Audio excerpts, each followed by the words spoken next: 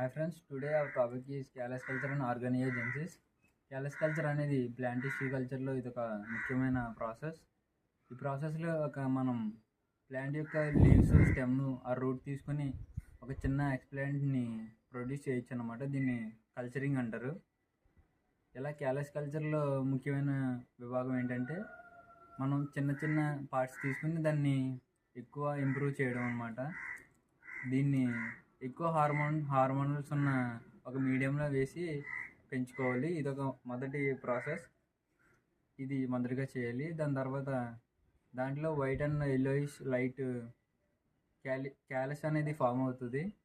దీన్ని ఇతర మరియు ఇంకా మంచి మీడియంలో చేస్తే అందులో సైటోసిన్స్ అండ్ సైటోకైనిన్స్, ఆక్సిన్స్ అనేవి ఉంటాయి.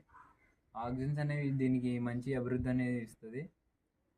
ఇలా ఆక్సిన్స్ అనేవి ఇంకా రూట్ యొక్క దాన్ని పెంచుతాయి. సైటోకైనిన్స్ అన్ని షూట్ని పెంచుతాయి.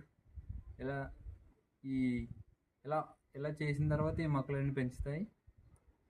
దీంట్లో ఒక్కొక్క ఆర్గాన్ని పెంచితే ఈ ప్రాసెస్ని ఆర్గానియోజెన్సిస్ అంటారు. ఆర్గానియోజెన్సిస్ అంటే మనం ఆక్సిన్స్ ద్వారాగా రూట్ పార్ట్ని పెంచుతాం, అలాగే సైటోకైనిన్స్ ద్వారాగా షూట్ పార్ట్ని పెంచుతాం. ఇలాగే షూట్లెట్స్ అనేవి బాగా పెరిగిన తర్వాత మనం చిన్న చిన్న ప్లాంట్లెట్స్ ద్వారా తయారవుతాయి, చిన్న చిన్న మొక్కలుగా. అవి మళ్ళీ వేరే వేరే ప్లాంట్లో నాటి ఫామ్ కింద తయారు చేస్తారు. ఇలా వీటి వల్ల ఉపయోగం ఏంటంటే మంచి రెసిస్టబుల్ ప్లాంట్స్ అనేవి చాలా ఉపయోగపడతాయి. వీటిని తక్కువ టైంలో ఎక్కువ అమౌంట్ ఆఫ్ మొక్కలు అనేవి మనం పెంచడానికి ఉపయోగపడతాయి. ఈ ప్రాసెస్ని ఆర్గానియోజెన్సిస్ అంటారు. ఇలాంటివి మనకి చాలా ఉపయోగపడే ఒక ప్రక్రియలని బయోటెక్నాలజికల్ రీసెర్చ్ ద్వారా మనం నేర్చుకుంటాం. This is our topic.